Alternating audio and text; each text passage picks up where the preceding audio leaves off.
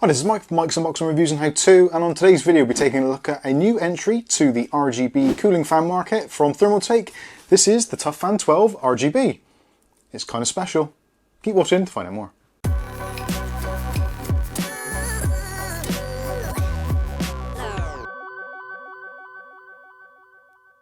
Okay, so on today's video we take a quick look and unboxing and take a look at the software for the new Thermaltake TOUGHFAN 12 RGB. This is the latest and greatest from our good friends over at Thermaltake. They've sent these over for review purposes. There is going to be two parts to this video, so we are in this video going to be doing an unboxing, have a quick look, see what it's all about, take a look at the software and get some kind of initial thoughts. There will be a follow-up video because these are, if you haven't guessed already, radiator fans.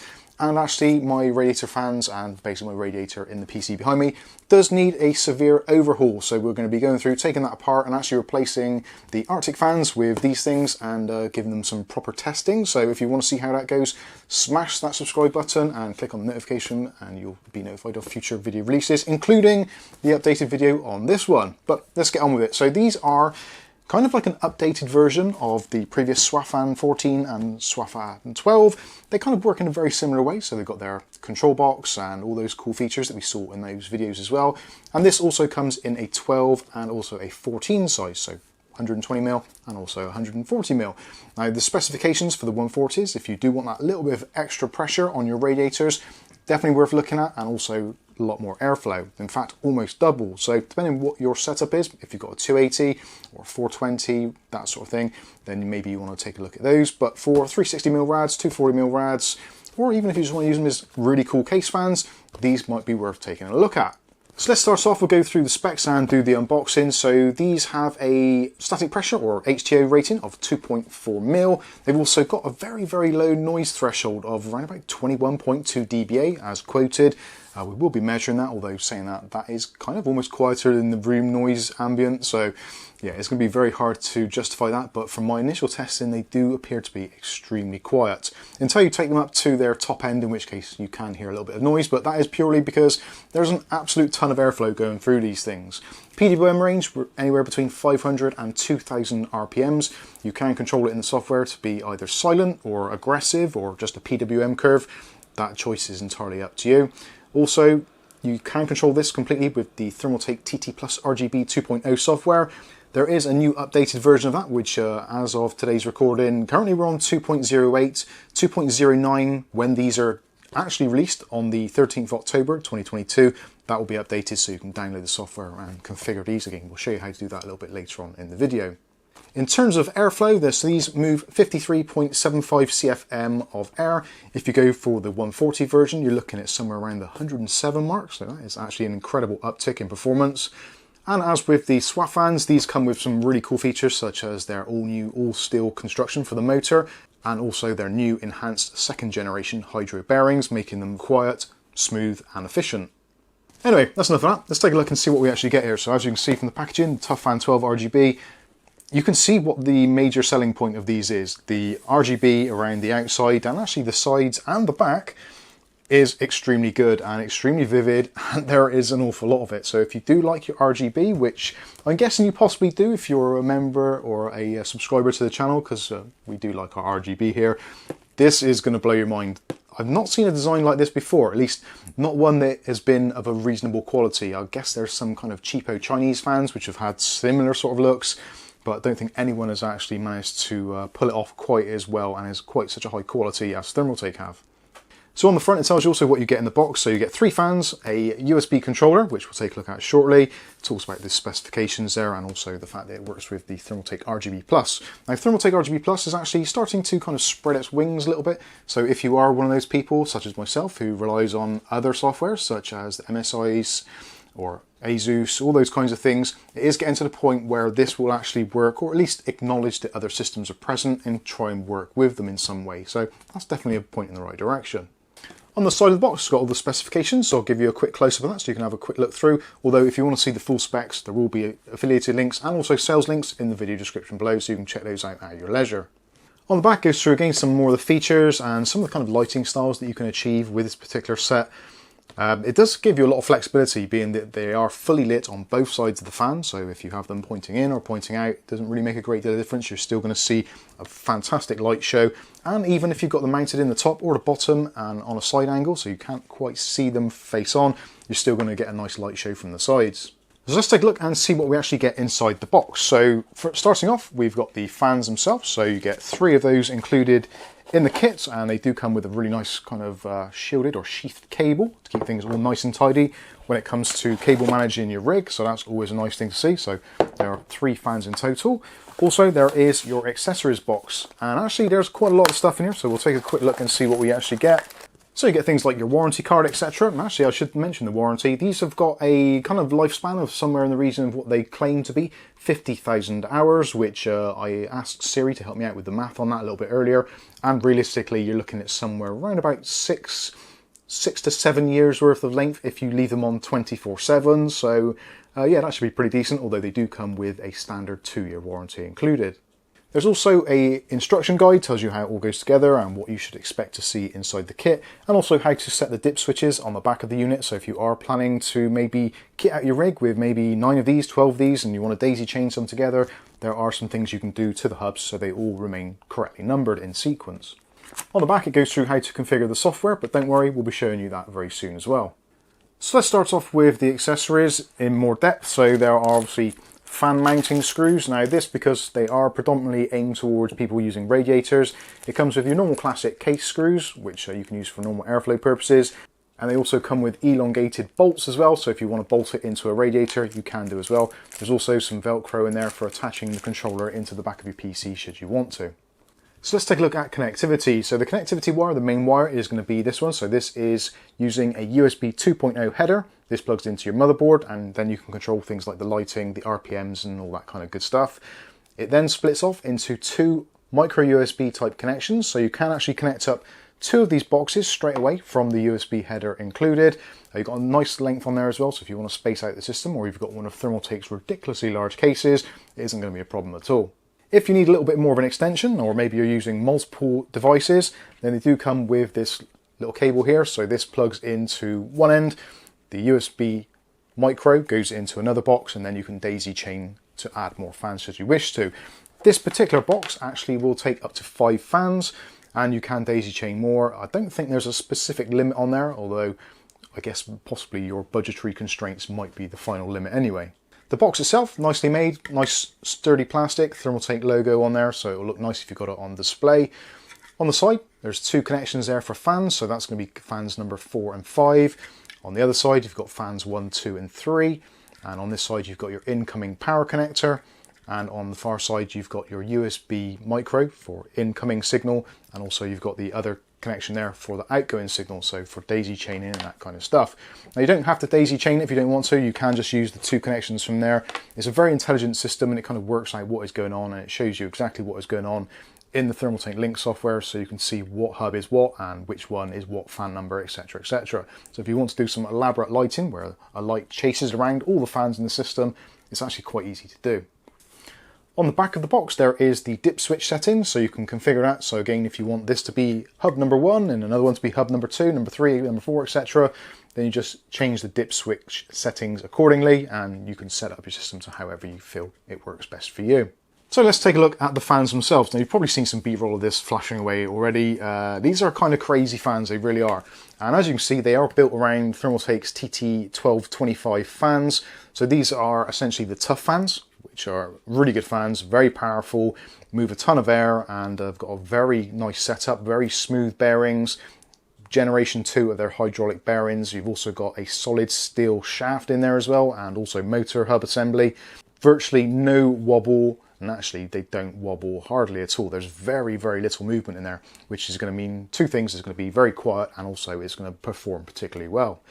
The actual blades are a 9-blade design, and they're using their latest technology so that they're kind of basically strong, high tensile strength, don't flex, don't wobble, all that kind of stuff. Again, adding towards that low noise figure.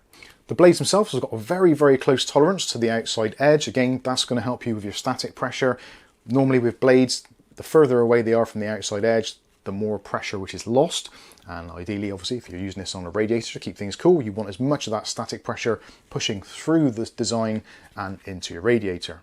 Something which isn't apparent on these, which you can't tell at first looks, and it actually confused me because it did mention about some rubber dampeners, and I was looking in the back and I couldn't see them anywhere. And it turns out they've done a very clever thing. They've actually made them translucent. So the actual rubber dampeners on both sides, front and rear, are actually done in the same color plastic or clear plastics as the rest of the frame. So the RGB shines through and you can't even tell that the rubber dampeners are there, which I think is actually a very cool thing to do. The lighting clearly is the key selling point, as I said already. So we've got a lighting section all the way around here from the front, which is also replicated on the back, exactly the same as well. And also on the sides, you've got a really nice Thermaltake logo. And also there are some sections there which allow light to bleed through. And that is on basically every single angle. So it doesn't really matter where you're going to install these, whether it's top, bottom, middle, side, whatever, you are still going to get somewhat of a light show from these, which is pretty decent. Now the cables that come off, quite long cables, and like I said, they are sheathed as well. So they're going to be quite easy to cable manage, and when you undo it, you can see it's a particularly long cable. This is somewhere in the region of about 1 meter long. So even if you've got a particularly large case, then you should have no problems at all. But if you've got a smaller case and you need to cable manage, as you see, they bundle up quite nicely and can be cable tied out the way should you need to. So there you go, there is what all the fans are all about. Let's take a look at the software and see how we can configure them and what lighting styles are available. Okay, so let's take a look at the Thermaltake software. So this is the main control panel. Now this is actually a kind of pre-release version. Obviously the fans aren't released for a couple of days yet. So this is some software that Thermaltake have sent us so we can do some testing and what have you. So there are a few little quirks to it, but I'll explain those as we go through. So this is your main controller, connected up via USB, and there's your 5 ports which are active. So if you want to add a fan, you just click on the fan header that you've actually got the fan connected to and go down to the list of all the available options down the bottom here. So we are going to be using this one here, the TOUGHFAN RGB. So we're just going to put that on there. And this is the same for the 12 or the 14. And all we do is just drag each one on to the appropriate header that you've got your fan actually connected to. If you connect it to one which hasn't got one, it will show, but it just won't activate. So now currently, whichever one is actually highlighted actually turns red, as you can see.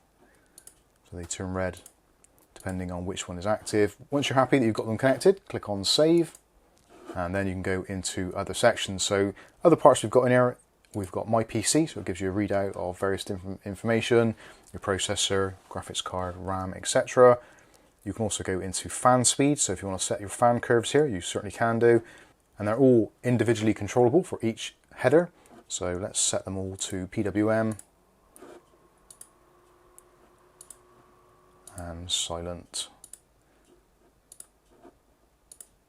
So you get the general idea there. You can choose whichever ones you want. You can toggle them on and off, whether you have performance mode or silent mode. So silent PWM or silent manually adjustable. So you can go through and do that. As you can see, they're all roughly the same. They're around about 500 RPM, which is totally silent. It really is silent, as it says there, silent. So that's going to spin up to 50%. If you want them really loud, you can do, or just set it manually to PWM, and you can move the slider across to do whatever you want to. So it would have been nice to have some sort of curve available there, and also you can name them as well. So if that's like top radiator, middle radiator, bottom radiator, all that kind of stuff, you can do that. So let's go ahead and save that. Make sure you save things as you're going along, because once you change a tab, it will lose the information if you haven't saved it. So next up we can go into lighting. So this is our lighting style. So as you can see now, that is replicated across the fans. So if you want to do all of them together, you can do select all and they'll all be highlighted. Then go into your effect. So if you're doing multiple devices, so you want to span, you can choose these ones here. So if you choose Aurora, for example, then click on apply. So you can see now the colours are going to transfer across the fans rather than being the same all across or just replicating. So that's kind of a nice effect, and again, you can go in and change things like your speed and all that kind of usual stuff. You also got sound effects, so if you're watching a movie or a party, player, that sort of thing, you can get it to do sound to light reaction. Information, you can do temperature or weather. You will need to synchronize this with your Alexa application in order to do that, because that's where it grabs the information from. If you just want the general lighting ones, so you've got all these options here, so you've got your raindrops. So again, select all, raindrops, hit apply, and then you can go ahead and watch the raindrops, which is kind of cool, looks pretty nice. Something which they have said, which I did pick up on, is the fact that if you look at the actual fans on screen, the top actually at the moment on the software is in the top left corner of the fans themselves. This is something that they're working on and will be rectified in the future releases. Again, you've got RGB spectrum, so you can go ahead and apply that. Select all, must remember to do that. Whenever they're highlighted, that means they're active for editing. So there we go, that is your traditional kind of fade effect, which actually is really nice. The LEDs do a really good job, and actually the camera definitely doesn't do it justice, but yeah, it does look very, very nice indeed. Again, you can do all the different things. That's all the options that are currently available. So yeah, you can choose whichever suits. So select all again, flow. That's a kind of nice effect, like that. Again, this is one of those evolving applications. They do regular updates to it, so you'll be able to change things.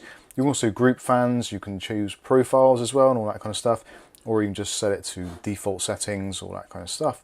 So yeah, pretty nice application. I would say arguably needs a little bit of work. Something which is actually quite useful is the fact that if you've got different fans, you can connect to those as well. So maybe you've got some SWA fans, so you can go ahead and throw those on the controller as well. So if you've got a couple of SWA fans, you can, or also if you've got this linked, it will show the individual control boxes all the way along here, so you can have tons and tons of fans connected, should you wish to. So there you go, pretty easy to configure, and once you get used to it, and make sure you click on the save button. The amount of times I did not click on save, and I was like, why have they not changed? But anyway, a very clever system, and I like actually the way that if you select a fan in the software, it changes the color of the fan, so you know which one it is. So if you're doing some elaborate scheme with Thermaltake software or their Neon Maker software, then you can tell exactly which fan you're actually trying to program and configure.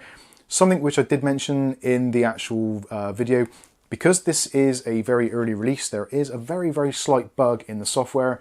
So when you're actually looking at the fans with them straight up like this, they don't actually look the same as what they do in the software. So they are kind of rotated about 45 degrees. So that is something which I've been assured will be rectified in a future release, probably actually on launch day, to be honest with you. But until it happens, I don't know for sure, so I can't confirm or deny that rumor. Now, something we should say as well is the price. Now, the price is where these may come unstuck. Now, when we looked at the original SWA fans, we know they're high quality and they look amazing and they've got some very cool features, but the price tag was a little bit on the steep side.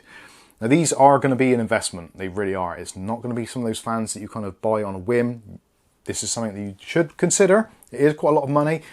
The launch price here in the UK for the TOUGHFAN 12 RGB from scan.co.uk, which is going to be one of the first places to get them here, is £124.99 is their release price currently.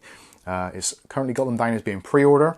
Something which is actually quite surprising is the 140mm version of this is only £5 dearer, which I think actually is probably the better value of the two, but let me know what you think of those in the comments section.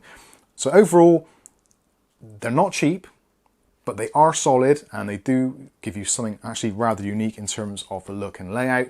I'm really looking forward to trying them out on my radiator to see if it improves the temperatures on my system, and to be honest with you, I think it's going to make a fantastic light show. But you'll need to subscribe to the channel to see how that goes, so make sure you click on the subscribe button and the chime notification so you'll be notified of future video releases. But I think that's going to pretty much wrap this one up. Hope you enjoyed it. If you have, again, smash the like button, and for now, I've been Mike. This is Mike's Unboxing Reviews and How To, and hopefully we'll catch you in the follow-up video.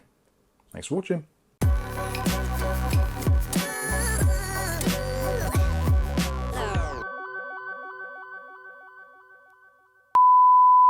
Okay, so in today's video we'll be taking a look at